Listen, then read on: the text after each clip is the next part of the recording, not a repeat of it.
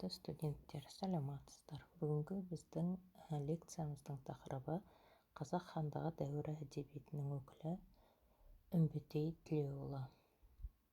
Жоспар бойынша біз Үмбетей Тілеуұлының өмірнамалық кезеңдерін қарастырамыз. Онан кейін қазақ батырлары мен билерін жырларына қосуы туралы, жырау мұрасының поэтикалық құнарлылығы туралы қарастыратын боламыз. Енді жалпы қолданылатын негізгі әдебиеттеріңіз Үмбетей Тілеуұлының шығармаларын зерттеген әдеби еңбектердің бірі ол «Ай, заман, ай, заман, ай».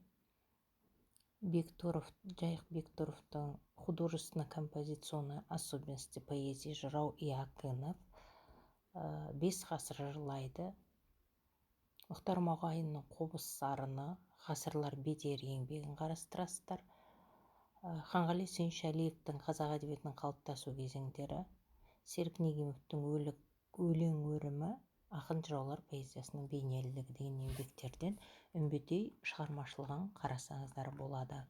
Енді жалпы Үмбетей туралы біз не айта аламыз? Үмбетей 1706 жылдар мен 1778 жылдары өмір сүрген жырау.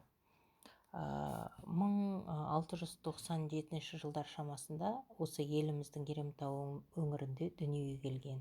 Әкесі Тілеу қаһармандық жырларды, көне аңыздарды, шешендік сөздер мен қиссаларды жақсы білетін шежіре. Сонымен қатар халықтың музыка өнеріне көп хабары бар, шебер қобызшы, ел ішінде абыз атанған адам екен. Үмбетейдің өмірдегі өнердегі мектебі өз әкесі.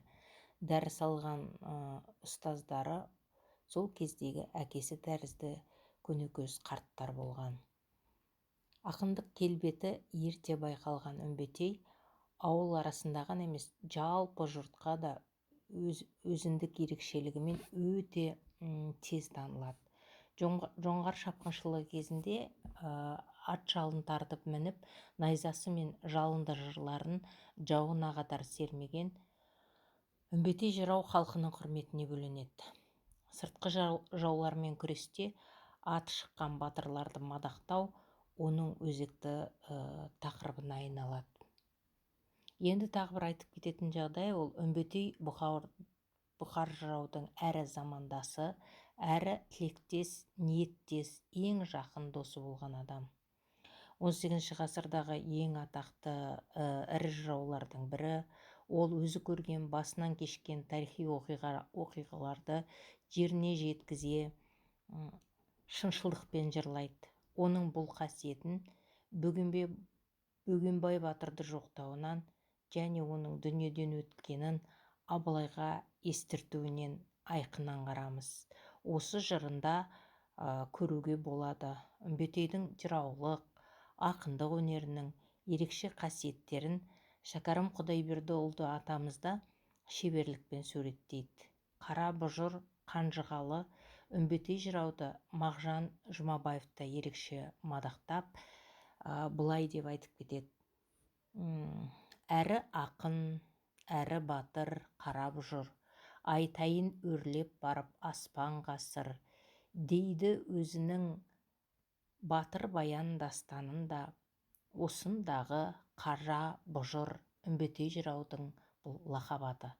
Яғни жырау осы замандасы Бұхар Қалқаманұлына арнаған толғауында да өткіздің тоғыз ханды толғау менен, шештің талай түйінді болжау менен, іс болса қиын қыстау сен сөйлеттің, қылыш қып қызыл тілді қорғау менен.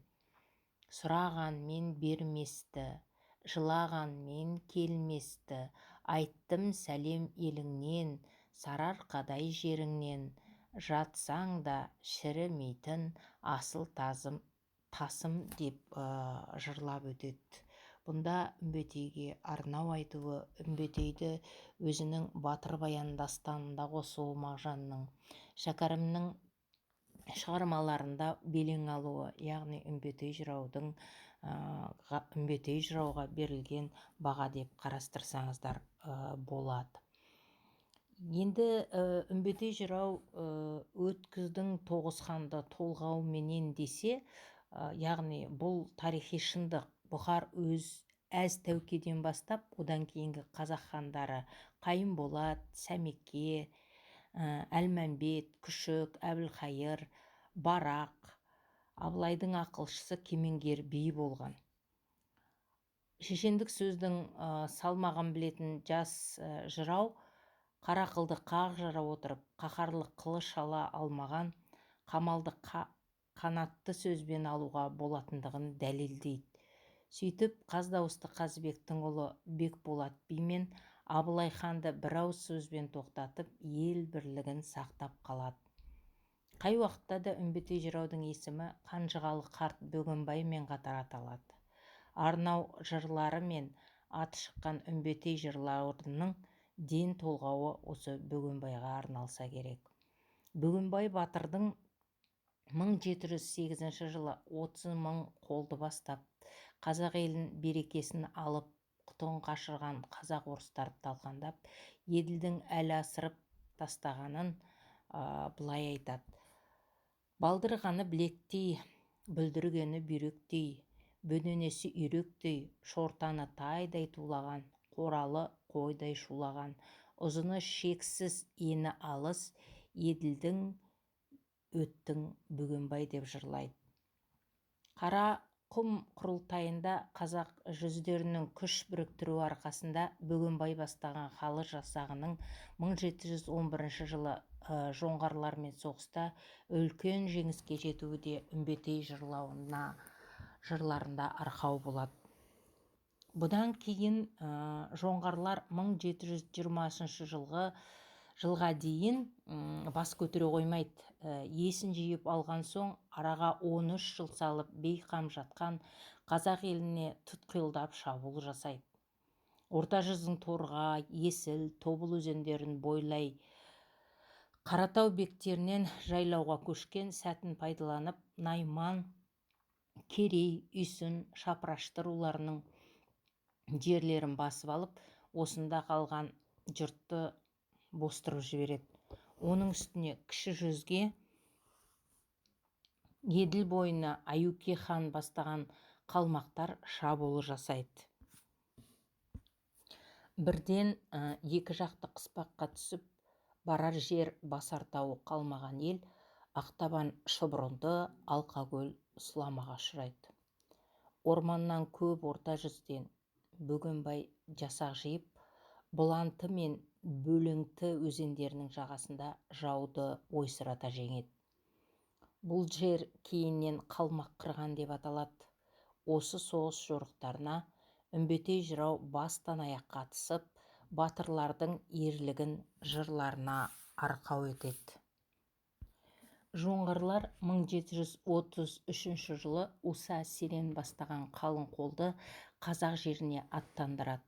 Олар Қара ертіс арқылы Зайсанға келіп, одан Аягөзі, Қарқаралы, Баянауыл тауларын бойлап Ерейментауға жетеді.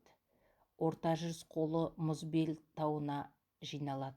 Екі жақ Өлеңті өзені мен Кәрітау аралығындағы жалпақ аңғарда кездеседі.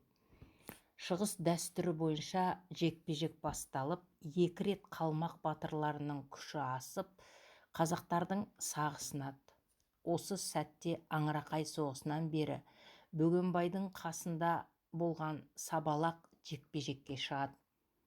Қалденцеренің үлкен баласы Сараманжа Шарыш ажал құшады. Жауға Абылайлап ат қойған Сабалақ өзінің шын аты Әбілмәнсүр Абылай екенін мойындайды. Жорықтан жеңіспен оралған жауынгерлерді орта жүз елі қуанышпен қарсы алады. Баянауылдағы Сабынды көл басында отырған Қанжығалы ауылының иелері Абыз бен Шомақ 90 ту бие сойып жеңіс тойын өткізеді. Тойға жиналған жұрт Әбілмәнсүрді атасының атымен Абылай деп атауға, ал келесі 1734 жылы Барысшылы хан көтеруге сөз байласып тарасады. Абылай хан тапсырмасымен Бөгенбай батырдың жанында болған үмбетей жырау 1761 жылы Абылайдың Әділ деген баласына еріп Қытаймен келісім жасауға барады. Сөйтіп қазақ елі мен Қытай арасында бейбітшілікті нығайтуға үлес қосады. Үмбетейдің Бөгенбайға арнаған екі ұзақ жыры бар. Оның бірі Бөгенбайды жоқтау, ал екіншісі Бөгенбай өлімін Абылай ханға естірту. Яғни Бөгенбай өлімін Абылай ханға естірту жырында былай деп басталады: ей Абылай, Абылай, Абылай ханым бұл қалай, бұл қайдан сескеніп, сөзімді қоймай тыңдамай. Талай істер басыңнан, өтіп еді-ау жасыңнан, қиын қызық әрбір жай, жас күніңде Абылай, үргеніштен мұнда кеп, сарыарқаны жерім деп, қалың қазақ елім деп, келем деп педің жаяулай, төле биді тапқандай, күндіз түйе баққанда, жалғызмын деп шошымай, аш қара жерге отырмай, күпіңді салып астыңа, жең жастанып басыңа, қол аяғың төрт жақта, жатушы едің сол жақта, ұмыттың ба соны Абылай. Осылай деп бастайды да Бөгенбайды жоқтауына Абылайға әрі қарай былай жеткізеді: ей Абылай, Абылай, сөзіңді тыңда тағыдай, өзіңнен біраз жас үлкен, дөмпеш таудай бас үлкен, жасыңда болған сырласың, үлкенде болсаң құрдасың. 80-нен аса бергенде, қайрылмас қаза келгенде, батырың өлді Бөгенбай деп аяқтайды. Ең соңында былай дейді: иманын айтып өлерде, иекке жаны келгенде, сәлем айтты үш қайта, кеттім деп сізді көре алмай, батырды қолдан өткіздім, сәлемін міне жеткіздім, жыламай таңда Абылай, жараға жақсы қасқарай, ойбайлап жаман бас салар, көріспей айтты демеңіз, осы еді біздің келген жай, көзіңнің жасын тия көр, жақсылық бата қыла көр, тағы да талай бақ берсін, балаңа алтын тақ берсін, Бөгенбайдай жас берсін, өлшеусіз мал мен бас берсін, Бөгенбай сынды батырың, береке берсін артын-ай, сабыр берсін халқын-ай, жасаған ие жар болсын, бейіште нұрлы шалқығай деп өстіп естіртеді Абылайға. Енді бір жағынан тағы айтып кететіні, Абылайға бұл қазақтың салты бойынша естірту болса, екінші жағынан жұбату болып табылғаны. Бөгенбай батырдың қазасын естіртуінде оның жұрттан асқан шеберлігін байқаймыз. Бұрын қазаны естіртудің өзі өнер болғаны мәлім. Әдетте естіртуші қайғылы хабарды бірден тоқ еткізіп айтып салмай, айтар ойын алыстан орғытып бастайды. Алдымен тұспалдап сөйлеп, қара жамылуға тиіс адамды ауыр хабарға дайындап алады. Үмбетей де ескі салтты бұл жерде бұзбайды. Жырау алдымен Абылайдың өз басынан, халық басынан өткен ауыр күндерді жайын толғайды. Жаңа өздеріңіз жырдан байқадыңыздар. Бұдан соң жырау дүниенің аумалы төкпелі кезеңін, қазасын, пенде жоқ екенін, яғни қазасыз өмірден өтпейтін адамның жоқ екендігін еске салып өтеді. Әйтсе де өлімнің артынан тағы да қуаныш болатын, бір батыр өлсе, оның артынан тағы бір батыр туатындығын айтады. Жаңа жырдан тағы да қарап естіп өттіңіздер. Сөйтіп Үмбетей өзінің қаралы хабаршы екендігін, атақты батырдың бірі дүниеден өткенін ескерту үшін келгендігін жеткізеді. Мысалы үшін жасында болған сырласың деп кетеді, үлкенде болсаң құрдасың, 80-нен аса бергенде, қайрылмас қаза келгенде, батырың өтті Бөгенбай дейді.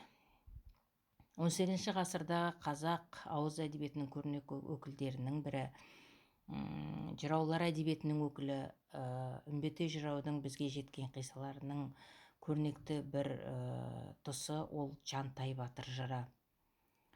Бапан би Тұранұлы бірде Еременнің көрікті жері Күншалған баурайында отырған Үмбетей жырауға сәлем бере барады. Уа ата, ұзақ жасап көпті көрдіңіз, Мұның ұлы атам қарт Бөгенбай батырдың серігі Абылай ханның жырауы болған екенсіз. Сарыарқаны жарт-жұрттан қашан тазартып, ерейменге елді қалай қондырғаныңызды айтыңызшы дейді. Сонда Үмбетей жыраудың домбырасының құлақ күйін келтіре отырып, сұрағына жауап ретінде Жантай батырдың ерліктерін баяндайды. Мысалы, жарқабақ кең жаурын түлкі құсақ, көзі отты кеудесі өр бойы сұңғақ, білектей дойырын бір тастамайды, дұшпанының мысын басар осымен-ақ, қасқырдың қызыл жонды арланындай, бол Ниязұлы батыр Жантай дейді де, барлық Жантайдың болмысына суреттеме жасай жырлай жөнеледі. Нақтылы Жантайға сипаттама береді. Жантай бастаған көп халықтарды Балқаш көлінің күнбатыс жағалауында қуып жетеді. Кескілескен ауыр соғыс 3 күнге созылады. Қанды қырғын соғыста Жантай батыр қаза табады. 1771 жылы болған бұл соғыс тарихта Шаңды жорық деген атпен енеді. Уақыттан шыққан атақты батырлар, яғни уақыттан шыққан батырдың бірі Сары мен Баян да осы соғыста қаза табады. Сөйтіп Үмбетей жырау ел үшін жанын пида еткен Жантай батырдың атын қазақ тарихында мәңгі қалдырады. Атылмыш қиссада біз айтып отырған ол Досай, Атан, Үйсім байларды да жырға қосады. Атақты Елімай өлеңінің авторы Қожаберген жыраудың жыл асында, яғни 1764 жылы, яғни бұл мешін жылы, Керей жайлауында Үмбетей жырау көлемді толғау жыр жазады. Негізінде ол өз толғауларында халықты адамгершілікке, ізгілікке, пенде баласына қиянат жасамауға шақырады. Яғни адамгершілікте болуды үйретеді. Жыраудың өлең жырларының барлық болмысы Бопы Кенжеғарұлы, Атқыбай Байкенжеұлы, көзіміз көрген шөпшегі Имақан Ақтыбайұлы, Аманжол Әлжанұлы сынды ақындар ауызба-ауыз айтып, осы заманға жеткізген, қағазға түсірген. Яғни қағазға түсірген ғалымымыз Мұхтар Әуезов атындағы әдебиет және өнер институтына тапсырған, Алдаспан, Бес ғасыр жырлайды жинақтарына жыраудың белгілі ғалымдар Ғалымжан Мұхатов пен Әлкей Марғұлан жинастырған өлеңдер де берілген. Үмбетей жыраудың ұрпақтары Ерейментау ауданында Күншалған әкімшілігіне қарасты Шөкей ауылында тұрады. Имақан Атқыбайұлынан жазып алынған шежіреге сүйенсек, Үмбетей Тілеуұлынан 4 ұл туады екен. Жыраудың қанжығалы ішінде Жолымбет руынан ұлдары Әтебек, Батырбек, Белденжана, Боқан. Белденжанадан Бұйра туады, Бұйрадан Жүзбай, Жүзбайдан Кәрсәмағұл, Кәрсәмағұлдан Атай, Атайдан Жеңіс, Меліс, Қуат туады екен. Міне осындай ұрпақтары ол кісінің осы Ерейментау ауданында қалған екен. Енді жалпы Үмбетей жырауларының негізгі тақырыбын алатын болсақ, Үмбетей жыраудың тақырыбы елді, жерді қорғауда, көзге түскен батырларды мадақтау, жағымды-жағымдысыз құбылыстарға қатысты терең мәнді ой айту, өмір туралы толғаныс, оның өсиет сөз, ғибраттық нақыл ретіндегі келетін сөздері баршылық. Олардың заман шындығын елестететін түсініктер, айшықты сөздері көп. Үмбетейдің асқақ ақындық қабілеті айқын. Ол өз дәуірінің беделді шешен би, әйгілі суыр салма ақыны да болған. Енді Үмбетей толғауларының тілі мен көркемдігі де өзіндік ерекшеліктерімен сипатталады десек шатаспаған боламыз, балалар. Жыраулар поэзиясынан тән көркемдік дәстүрлердің бірі қайталау үлгілері. Мұнда молынан ұшырасады. Сөз соңындағы немесе ой ағымы соңындағы қайталау, яғни эпифора да кездеседі. Үмбетейде өзіндік қолданысымен дараланады, айтар ойын термелетіп, толғап айта келеді. Ой қайтармасында бір сөзді қайталап отыруы әрі жыраудың қайтпас ойының айтпақ ойының негізін, өзіндік пікірін дәл танытады, әрі көркемдік үйлесімділік береді. Енді үмбетейдің шығармаларының ішіндегі тілін, оның жалпы құрылысын айқындайтын жырларының бірі Бәкеге, Жауқашқараға айтқан жырлары болып саналады. Үмбетейде әділдікті, адамдықты ардақ тұтуға үндеген Бәкеге, Жауқашқараға деген сияқты жыр бар. Олардың мазмұны нақты өмір оқиғасынан алынған. Бұл туралы бабалар сөзі жыраулар жырынан арналған Алдаспан кітабында Мұхтар Мағауин біршама айтқан. Мысалы, Жауқашқара деген дәулетті адамның бірін бірі өткен сойқанды сотқар 9 ұлы барымтаға шығып, көршілес ағайын ауылдың бурасын әкеліп сойып алады. Екі елдің арасында дау туып, Бәке деген биге жүгінеді. Сонда ол Бәке Жауқаш жағына бұрмалық жасайды. Осыны білген Үмбетей араға түседі. Сонда Бәкеге деген жырымен әділдікке шақырады. Ақын тоқымы кеппей топтанып, ел тонауға аттанып жүрген 9 тентекті сынға алады. Ұлы 15-ке келгенше қолға ұстаған қобызын, ұл 15-тен асқан соң тіл алмаса доңызың деген жолдарында жақсы ұлдың, жаман ұлдың қандай болатын мысалдап айтып кетеді. Үмбетейдің Жауқашқараға деген толғауында адамгершілікті, мейірбандықты ту етіп көтеруі, оның осы бір жолдарынан байқасақ та болады. Ақын қонақ мезгілсіз келсе де қуану керек дегенді насихат етеді. Біз көпшіл халықпыз, қонақшыл халық екендігімізді оның жырларынан да байқауға болады. Кісіні көрсең есікке, жүгіре шық кешікпе, қарсы алмасаң мейманды, кесір болар нәсіпке деген ақын сөздері күні бүгінге дейін өнеге, ұлттық тілімізге сын болатындығын айтатын бір жолдары бар.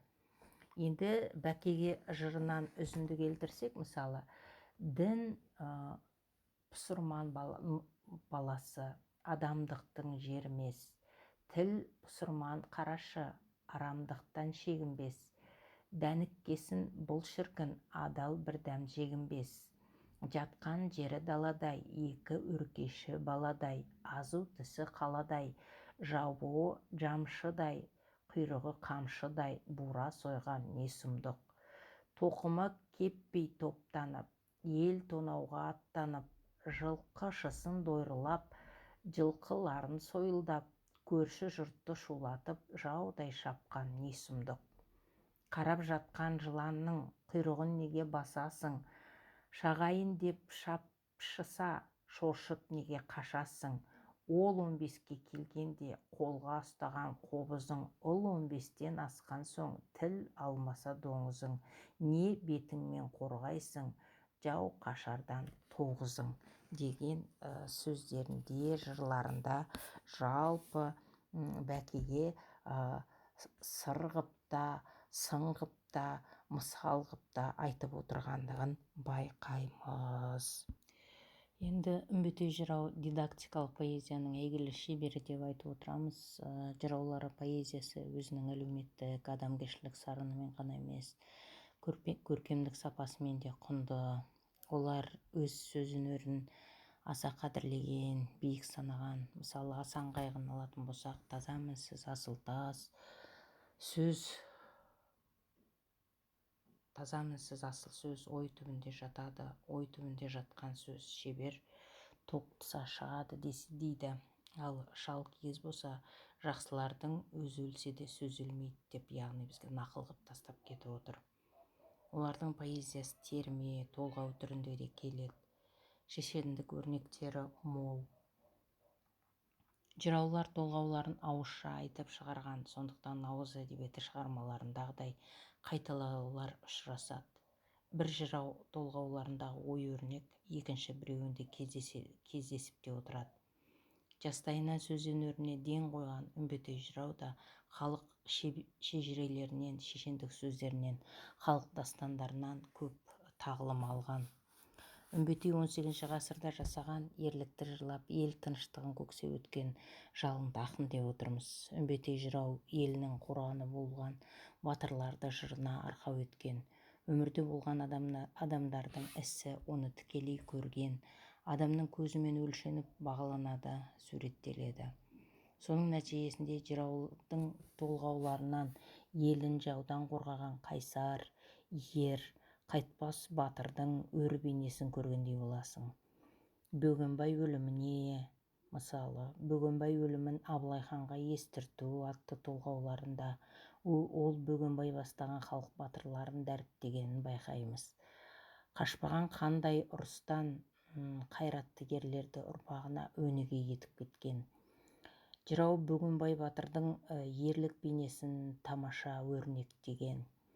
Атамекенін жаудан қорғап қалған халқымыздың ұлан байтақ жерін Баянауыл, Қызылтау, Абралы, Шыңғыстау, бүкіл Сарыарқа атырабын қалмақтардан аман алып қалған Бөгенбай батырдың ерлігін сүйсіне жырлайды. Бөгенбай батырдың бейнесін Үмбетей жырау шығармаларынан байқап көруімізге де болады. Үмбетей тынысы кең жырау. Үмбетей жауынгерлік поэзияның ғана өкілі емес, өзінің жыраулық тұлғасын жорықтық толғауларымен ғана көрсетпейді. Ол жырау ретінде артына қалдырған мұрасы аса көп болмағанымен, біз айтып отырғандай небары 7-8-ақ толғау бізге жеткен. Үмбетей беріде өмір сүрген ақын, арнау жырларымен аты шыққан. Жалпы 15-18 ғасырлар арасындағы қазақ поэзиясының негізі арнау, толғаулар десек қателеспейміз. Жырау мақалдап, мәтелдеп сөйлейді. Халық даналығына сүйенеді. Өлеңдері шешендік өнерге жақын тұрады. Үмбетей жырау отбасылық тақырыпқа да мән берген. Ол баладан көрген азарында жасырмаған. Балалық жастардың, кәрілік жыраулардың тұрақты тақырыптарының біріне саналады. Жыраудың дін пұсырман баласы адамдықтан жерімен деуі де, мысалы Бәкеге айтқанда, мұсылмандықтан адамды жақсартатын біраз нәрселер деген болуы мүмкін. Солайда айтқан шығар. Жырау толғауларында дидактикалық сипатты үнемі сақтайды. Ақылды да жадағай, жалаң айтпай аталық өре тұрғысынан толып екшеп, өз басынан кешкенін қортып береді. Үмбетей жырау шығармалары от жалынды туғандығымен, тәуелсіздік жолындағы күрестің қиын кезеңінде жұрттың рухын көтерген, елге жігер берген ұран іспеттес болғандығымен бізге құнды. Енді тағы бір айтып кететін жағдайымыз, Үмбетей жыраудың шығармаларының маңызына келсек, сақталған 8, жаңадан табылған 2 өлең жырлары, қиссасы, сол кезде қазақ халқының өмірін шынайы баяндауы бүгін баға жетпес құндылық десек біз шатаспаймыз. Жыраудың шығармаларын осы заманға жетуінің негізгі себепшісі өз халқы. Өйткені терең мағыналы отты жырларды жұртшылық беріле тыңдап, жаттап, келесі ұрпаққа жеткізіп отырған. Мысалы, Жантай батыр қиссасын Үмбетей бірінші Бөгенбай батыр немересі Бапан биге айтқан. Кейін оны тұңғыш халыққа ауызша таратушылар Суырып салма ақын Сатыбалдының жаман құлы Үмбетейдің шөбересі Атқыбай жырау жеткізген. Шыңғыс Сұлтан қиссаны жазба түсірткен. Ал Шоқан Уәлиханов осы нұсқаны орысшаға аударған. Жалпы жыраудың шығармаларын жинақтап, оларды Республика ғылым академиясына тапсырып, баспа түрінде жарық көруіне мұрындық болған журналист Ғалымжан Мұқатов ерекше еңбек еткен. Енді біз Үмбетей шығармалары өз заманынан бері аса құнды бағаланып, көрнекті жазушылардың, ақындардың, қазақ әдебиетін зерттеушілерінің көңілінен өзіне аударғаны сөзсіз. Шәкәрім Құдайбердіұлы мысалы, Мұхтар Мағауин, Мағжан Жұмабаев, Мұхтар Әуезов, Ханғали Үсеншалиев, Нина Смирнова, Ғалымжан Мұқатов, Серік Негимов сияқты жазушы ғалымдарымыз өз ойларын білдірген, ғылыми еңбектерінде жазып өткен. Енді тағы бір өзіміздің көңіл бөліп айтып кететін жағдай, бұл негізінен Үмбетейдің отты, шыншыл, адамгершілік пен әділетті жақтайтын терең ойлы өлеңдері жан-жақты зерттелгенімен әлі де ескермей келе жатқан бір талай мәселелер бар. Жыраудың Жантай Батыр дастаны да өзіне лайықты сараптамаларын ғылыми түрде талқылаудан өтуі керек сияқты. Жантай Батыр дастанның тууына өзі бір ерекше тарихи кезеңмен байланысты деп білу керек. Өйткені Бөгенбай Батыр немересі Тұранұлы Бапанби Үмбетейге Сарыарқаны жат жұрттан қашан тазартып, Ерейменге елді қалай қондырғаныңызды қозғаңызшы деген тілегіне жырау іркілмей домбырасын алып, көңіл шерін шыңнан сарқып, аққан бұлақтай ақтарғанын білеміз. Біздің топшылауымызша, жырдың шығуы Жантай, Баян, Сары батырлар жау қолынан мерт болғаннан соң 20 шақты жылдан кейін айтылған. Осыншама уақыт бұл қанды оқиға Үмбетейдің жүрек жарды ойларынан берік орын алып, тек шығуын күткендей болғанға ұқсайды. Жырауға батырлар қазасы қатты әсер еткендіктен, ол Бөгенбай Батыр жорықтарын, Абылай ханның көсемдігін, жауларымен басқа да кескілескен соғыстарды айтпай, тек шаңды жорығын, Ерейменге аталарымыздың қалай жаңадан келіп қоныстанғанын тіліне тиек қылыпты. Өз заманының куәгері ретінде оның тарихи шындықты баяндауы, халықты бір орталықтан басқару жүйесінің қалыптасуы, керекті уақытында тезірек жауынгерлермен толықтыруын, жоңғарлардан өз жерін босатқаннан кейін оны дау-дамайсыз бөлісуін кеңінен көрсетті. Көші-қон мәселелерін ұйымдастыру ерекшеліктерін бізге толық түсіндіргендей сезінесің. Тіпті батырлардың бейнесін суреттей келе, олардың сол уақытта қолданатын қару-жарағын, киімдерін, ат тұрманын, соғыстағы айла тәсілдерін, қимылдарын асқан шеберлікпен көрсеткен. Жантай Батыр қиссасында жырау былай деп жазады: намысқа кір тигенде ел күйінеді, құрсынып мұздай темір түйінеді, өлімнен қорқып елін қорғамаса, қайратсыз жігітке кім сүйінеді дейді. Ел басына қаһарлы күн туғанда зұлым жауларына қарсы тайсалмай шайқастың батырлардың образы, олардың жанкештілік ерліктерін шебер келтіреді. Бөгенбай Батырды қарасыр жуан тұмсық еңгезердей келе, оның алмас қылышы көк тасты да кесіп түсе алатынын әсірелейді.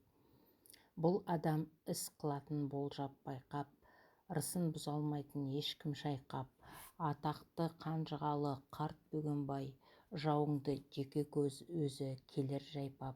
Жантай Батырдың өр келбетін қару-жарағымен тұтастыра, нағыз қайтпас қайсар, жер қайысқан қолға тай салмай шабуыл жасай беретінін, ер жүректілігін тамаша суреттейді.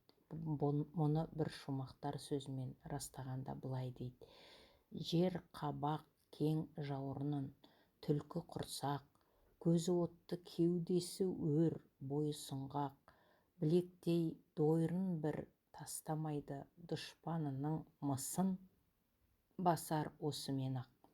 Қасқырдың қызыл жанды арланындай бұл кісі Ниязұлы батыр Жантай дейді. Атан Досай мырза келді. Арқандар, Тайлақ, Ақпан, Бура, Тоқаш сияқты батырлардың жерін жаудан найзаның ұшымен, ақбілектің күшімен қорғап қалғанын жау ұтымды баяндайды. Батырлардың қаһармандығын, ішкі жан дүниесін, қайтпас қайратын, намыс қойлығын аша келсе, өзі бірге соғысқа қатысушы ретінде олардың шайқасқа әрқашан тас түйін дайындықты жүретіндіктерін бекіте айтады. Жоңғарлардың негізгі қолын жеңіп, Абылай Сарыарқаның жерлерін бөлісуге Қабанбай Бөгенбай мен Жәнібекті жібереді. Бөгенбай батыр жарғыш тобы Ерейменде әлі көшпеген 10 мың торғауыттың жасақтарымен кездесіп қалады. Сондағы батырлардың шайқастағы ұрысын жырауы сенімді суреттейді. Бөгенбай тұтқиылдан ұран салғанда Жантай найзасын, қылышын сумаң қақтырып, қарсыластарын жалтара ұрады.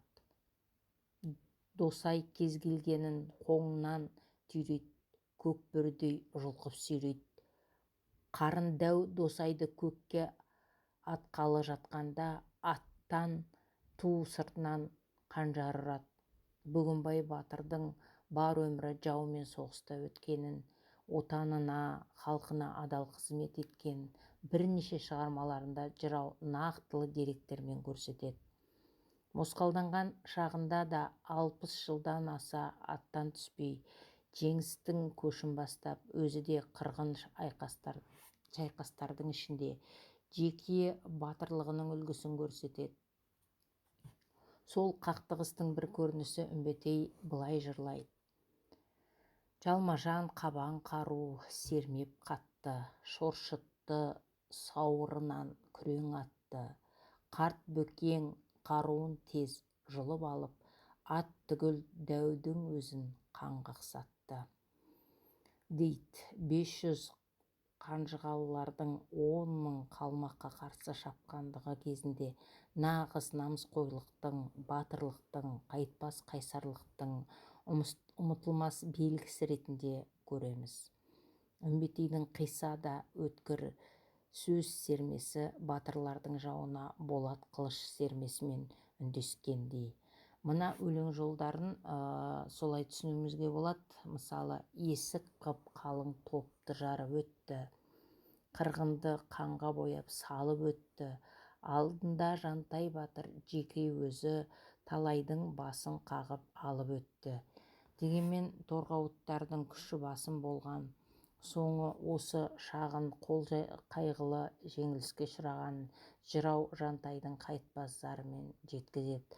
Арғын Найман елім-ау, мұқатқан қырып жауыңды, берген жеңіп дауыңды, Жантайыңды алды жау.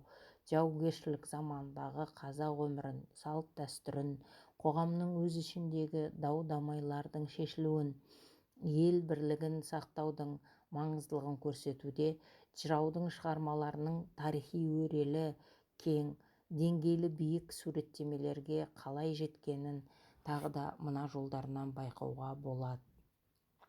Жорық жолы кеудемде жатыр сайрап көмбедей, елдікті бастан өткердім, жүрген емес сөйлемей дейді. Қазақ халқының басынан өткен қилы замандарда негізі жаппай ұмтылыс, өз жерін қорғап қалу үшін басқыншылармен жан аямай күресуі болды. Арқаға нелер сұлу жер жетпеген дей келе, ақын оның айрылмас бір бөлігін былай көрсетеді. Ереймен тау біткеннің көріктісі. Жел тұрса ашылады жеті есігі, арманға бөленбеген өңірі жоқ, орнаған құт береке ел бесігі дейді. Осындай атақоныс жерлер қалмақтардан кескілескен қанды соғыстардың арқасында жеңіске жетіп қорғалғандықтан жұртымызға қадірі артта түскендігі дастандарында тура келтіріледі. Торғауыттарға уақытша тұруға қоныс бөліп беру мәселесі қаралғанда жырау өзінің қарсылығын Жантайдың Қасым төреге берген жауабында асқан дәлдікпен келтіреді. Сонда Жантай айтты дейді: «Шырағым, сен дүрдиме, дүрдиіп сала алмайсың басқа күйге. Кеше елім қан төгіскен қонған жердің дұшпағын бастырмаймын ешкімге де» дейді. Жан-жақты қорғаған басқыншыларға түгел қоршаған басқыншыларға қарсы тұруға жауынгерлерді жинап қоғамды қол ұйымдастыру оңайға түспегені белгілі. Абылай хан қазақтарды біріктіріп өмір сүруіне жағдай жасауымен қатар билерді, ру басшыларын, батырларды маңайына топтастыра біледі. Жүздеген жылдар қалмақтардан туған жерін қорғау үшін батырларға белі мықты ат, сауыт, сайман керек болды. Бұл туралы басқа қисса дастандарында да жазылған. Батырдың саф алтыннан, күмістен жасалған белдіктері, көк сүңгі, қайқы, болат қылышы, садағы, қорамсағы, жебелері, алты құлаш найзасы, 9 тор сауыты, алмас жүзді наркескені, дойыры, қанжарлары болған. Айтылып отырған соғыс құралдары да ол кездегі оңайлықпен келмейтін. Сауда қарым-қатынасы арқылы басқа елдерден сатылып алынатын, өзімізде де жасалатын. Осы жөнінен бір мысал оқиға келтірейін. Ақтабан шұбырындыдан кейін қиындық жауынгерлерді қарумен жарақтандыру мәселесі болды. Қазақ хандығының өнеркәсіпті қалалары басқыншылардың қолында қалып қойған еді. Қару соғатын шеберханалары бар Ташкент, Бұхар, Қоқан қалаларымен қатынас үзілді. Тығырықтан шығу жолын Жайсаң батыр меңзейді. Оның ақылын қостап Жантай батыр 40 кісімен Алтайға кетеді. Ай жүріп ақ киізге құндақталған ойраттың ұстасын тұтқындап әкеледі. Қазақтар ұстадан кімсің деп атын сұрағанда ол Дарханмын деп жауап береді. Дархан қалмақ тілінде ұста деген сөз.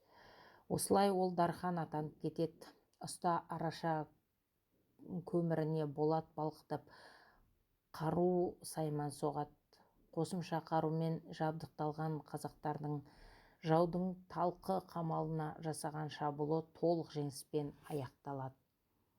Соғыс өңірінің қыр-сырын өзі атқарған Үмбетей батырлардың тұлпарларының жорықта, шайқаста есіне көмегі зор екендігін көрсетеді. Ал осы аттардың қасиеттерін әсерлеп жеткізуде жыраудың нағыз жылқының білгіш сыншысы екендігін көзің жетеді. Мына бір өлең жолдарынан оқығанда таңданбай тұра алмайды екенбіз. Екінші ат көкше қызыл құдия біткен, тар мықын бөк тершекті тұяқ еткен, ұзын бас қысқа мойын сүйректей боп, көз жинап аузынан көбік төккен, апай төс алшаңдаған тегі дүлдір, қиядан естіледі шыққан дүбір, жорықта жартай жортып алтай шықса, болдырмас тұяқтының жүйрігі бұл.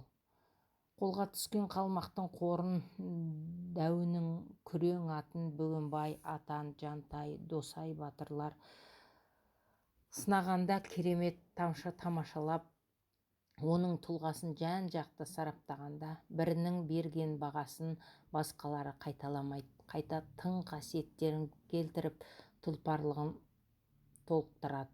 Үмбетей сол заманда ел басқару мәселесі оңай емес екендігін сезініп, өзінің жырларымен халықты, басшыларды қолдау, бірлікті берік ұстау керектігін шақырады. Басқарып орта жүзді хан Абылай дей келіп, айтылған ойын өлеңіне негізінде былай қосады. Қаз дауысты Қазыбекті, Қабанбай, Бөгенбай мен Жәнібекті, халықтың қаһарманы қамқоры деп, дос түгіл дұшпаны да аңыз етті дейді.